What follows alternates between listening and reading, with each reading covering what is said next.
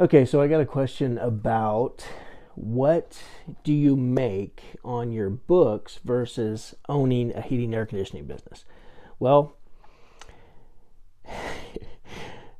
you don't hardly, unless you create like international bestseller that has longevity and can stick around for many years and somehow gains popularity, which I do believe, like there'll be a time where this book gains a bunch of popularity when people actually read it and apply what it says. Because if you, like one of my mentors says, if you want to hide something, put it in a book. So I think that, but listen, when it comes to this question, so years ago I read this book right here by Robert G. Allen called Multiple Streams of Income. And so at that moment, I decided I was going to create multiple streams of income for myself. So I wrote a book called Go Make Money, and it's an ebook, and you can get that on Amazon. And then a couple years later, I wrote this book, Busyness to Business, 18 Lessons to Turn Your Business into What You Intended to Create. This book did okay. Go Make Money did okay. This book is doing okay. But altogether, I may have made $5,000-$6,000 off of books. So not getting rich by any means. More so than anything, the reason I just like to write. So, and it's something that now that it's posted on there, it can continue to sell for the rest of my life. So that's why I started writing books originally. But I also wanted to help people just by sharing some of the things that I had learned. Because through my business growth journey, I turned into this obsessed, crazy person with learning. So I just became overly obsessed with just increasing my business, increasing myself just as a human being. And so I've learned a lot of things along the way. And because I've lived as long as I've lived up to this moment, I have a lot of life experience as well. So I like to share that with anybody just so it could possibly help them in their lives or in their business. The coaching and consulting, I actually started creating courses many years ago, probably going on 10 years ago at this point, maybe a little bit longer even. And I did that because originally I wanted to create a course for my technicians as I hired them, because I hired a lot of people who had no prior experience in the heating and air conditioning industry. And I needed to get them up to speed as quickly as possible. And I found myself constantly repeating the same things over and over again, sharing my knowledge and wisdom with these young techs to help them learn and understand the concepts of diagnosing systems and repairing systems and replacing systems. So I built this course. And once I had it built, I'm like, well, why wouldn't I share this with technicians? So I sold a course called HVAC Service Ready. And I still sell that course today, actually. And that's another source of multiple streams of income. So that's where my thought was with that. But I love to write. I love to create courses. I actually love creating presentations even, because I get to be creative with it. When I was younger, like in high school, I used to love to draw and stuff. So I have a very creative mind. So I like to do creative things to and then to share them with people. So that's how it started. Started with courses to train my technicians. Well, then I thought, well, hey, there's a lot of business owners out there who need some help. Like I could share a lot of the stuff that we're doing in our company that's been successful. So I started building courses for heating and air conditioning business owners. And I still owned my business. But I built all that. That took a couple years and just kept adding to it and adding to it. And then I started actually consulting instead of just selling a course, where we did weekly calls and I actually talked to business owners. That was about 3 or 4 years prior to me selling my company. Now I sold my company in 2022 just because I was approached by somebody who was looking to expand their portfolio, and they made me an offer and I took it. So I really wanted to move towards coaching and consulting because that's what really fulfills me. And I was just tired of all the endless stuff that's going on with an HVAC business. Just because I made so many mistakes through all the early years, I was incredibly burnt out by the time we got to this moment where I had an exit opportunity. I wasn't actively searching to exit. It just kind of fell in my lap. And because my business was structured and put together in a pretty clean manner, the whole transaction, everything happened very quickly, like very quickly. Now, since then, I was approached by 4 different owners that live, in the region surrounding me, who know me or who have met me, just seeing if I could help them build their business. But on the sale of the company, I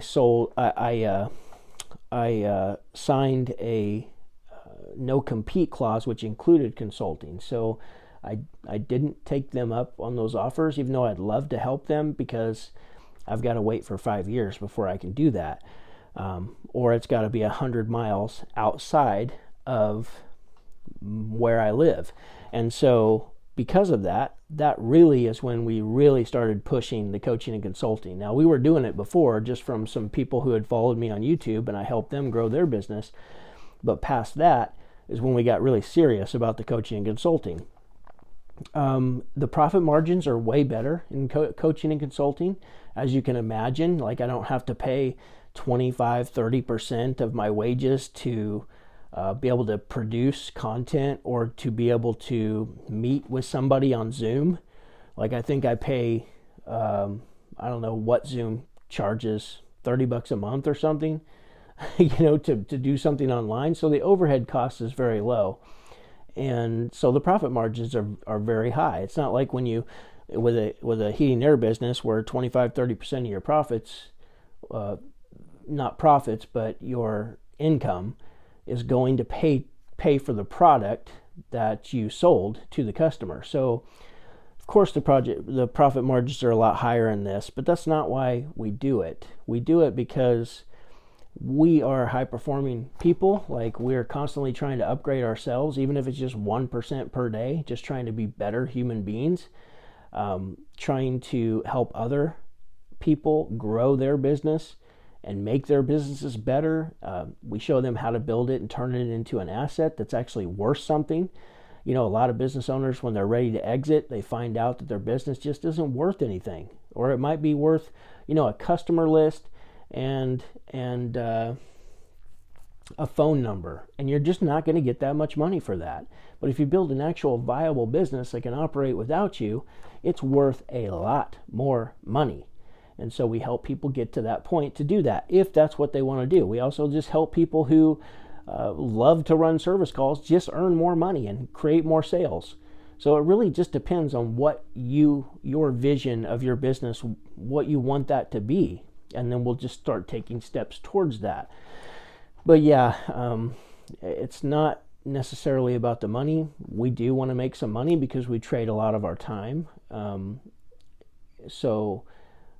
it's something I really enjoy. Where the HVAC business, I just wasn't enjoying it anymore. And the reason I didn't enjoy it is because I had so many years where I just was doing the wrong stuff, making too many mistakes, and it just set me back so long, and I worked so freaking hard that when it finally got to the point where we were, I was just tired, honestly, just wore out and tired, and I was ready for a break. And at that point, I had been 26 years nothing but heating and air conditioning, and I was ready for a change. So this was a nice change. It moved, it worked very well with what I had been doing, so I can share everything that I've learned with other people, especially the stuff I've learned since the sale of my company, because I get to reflect on all of the other mistakes I was making. So I can share that with other people and help them avoid those mistakes so they can get where they want to go in their business a lot faster. So hope that answers your question. You're going to make a lot more money running a heating and air business, but it also comes with a lot of stress. It's going to come with some drama. It's going to come with upset customers. It's going to come with people who stab you in the back who you hired. It's going to come with all of that stuff, and I was just tired of that stuff. It's not that I couldn't handle it. I had been handling it for years.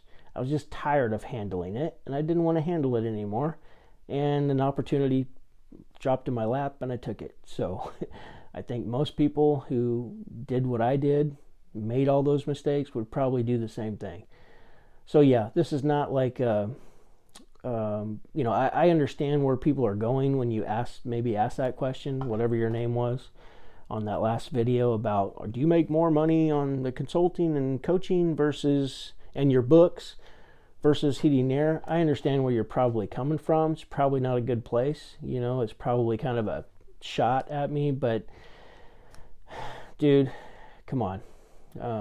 That's not what this is about. I'm not some guru out there, promising the world to you when it comes to what we share and how we can help you improve your business. I'm not going to sit here and blow smoke up your ass.